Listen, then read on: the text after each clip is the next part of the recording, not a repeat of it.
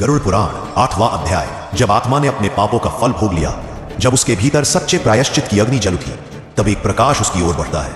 यह कोई साधारण प्रकाश नहीं होता, बल्कि वह दिव्य तेज होता है जो आत्मा को मोक्ष की ओर आमंत्रित करता है। गरुड़ पुराण कहता है, जिस आत्मा ने मृत्यु के बाद नरक का अंधकार देखा, वही प्रकाश की कीमत समझ पाती है। इस अध्याय में आत्मा की सबसे पवित्र यात्रा शुरू होती है, मोक्ष की ओर। उसे अब उन मार्गों से गुजरना है जो न किसी साधारण आंखों से देखे जा सकते हैं, न किसी शब्द से पूरी तरह समझाए जा सकते हैं। यह वो क्षेत्र है जहां समय का कोई अस्तित्व नहीं, जहां केवल सत्य है और वही ईश्वर की उपस्थिति का अनुभव होता है। लेकिन मोक्ष पाना इतना सरल नहीं होता। अंतिम परीक्षा अभी भी बाकी होती है।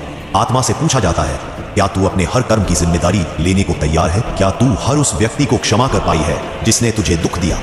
क्या तू स्वयं को क्षमा कर पाई है? यदि आत्मा इन सभी प्रश्नों के उत्तर पूर्ण सत्यता और निर्मलता से दे पाए, तभी वह मोक्ष के उस द्वार तक पहुंचती है जहां ना पुनर्जन्म होता है, ना पीड़ा। वहां केवल शांति है, केवल दिव्यता। गरुड़ पुराण चेतावनी देता है, जो जीवन में सच्चाई से मुंह मोड़ता है, जो केवल शरीर के सुखों में डूबा रहता है, वह मोक्ष का अधिकारी नहीं बन सकता। इस अध्याय का उद्देश्य है हमें भय नहीं, चेतावनी देना है।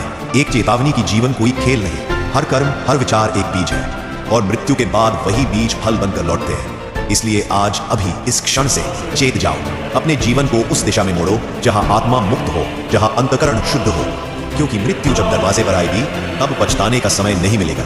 गरुड़ पुराण का ज्ञान हमें इसीलिए मिला है ताकि हम अंधकार में रहते हुए भी प्रकाश की ओर बढ़ें। अगर ये ज्ञान आपके हृदय को छू गया हो तो अभी सब्सक्राइब करें, क्योंकि आगे आने वाले अध्यायों में हम जानेंगे आत्मा की पुनः सृष्टि में भूमिका, यमलोक के और रहस्य और उस अंतिम सत्य को जो जीवन और मृत्यु दोनों से परे है। देखते रहिए, क्योंकि अगला अध्याय आपके जीवन का दृष्टिकोण बदल सकता है।